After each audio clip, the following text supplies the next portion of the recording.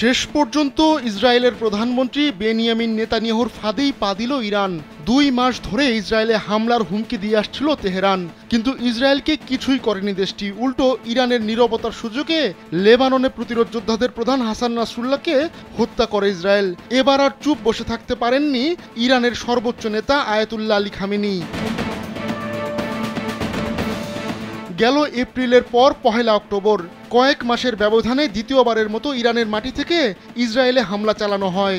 মঙ্গলবারের ওই হামলায় প্রায় 200টি ক্ষেপণাস্ত্র ছুড়েছে ইরান। বলা হচ্ছে বেশ ভালোই সাফল্য পেয়েছে দেশটি, কিন্তু ইসরায়েল এর আগেই এমন হামলার জন্য প্রস্তুত ছিল। বলা হয় এই হামলা ইসরায়েলের জন্য পোয়াবারও হয়েছে। স্যান্ডেলিনা সো, রূপচর্চায় আভিজাত্য। প্রথমে যোগাযোগ ডিভাইসে বিস্ফোরণ ঘটিয়ে লেবাননকে অস্থির করে তোলে ইসরায়েল। এরপর লেবাননের প্রতিরোধ যোদ্ধাদের সদর দপ্তর লক্ষ্য করে হামলা চালায় তারা। বৈরুতের দক্ষিণাঞ্চলীয় শহরতলি এলাকায় একটি আবাসিক ভবনের নিচে আন্ডারগ্রাউন্ডে ছিল ওই সদর দপ্তর। সেখানে বাংকার বাস্টার বোমা ফেলে গুঁড়িয়ে দেওয়া হয়। নিহত হন লেবাননের প্রতিরোধ যোদ্ধাদের প্রধান হাসান নাসরুল্লাহ।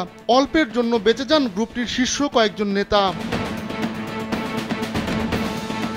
এরপর পাল্টা জবাবে ইসরায়েলে হামলা করে বসে ইরান। হামলা করা হয় লেবানন, ইরাক ও ইয়েমেন থেকেও।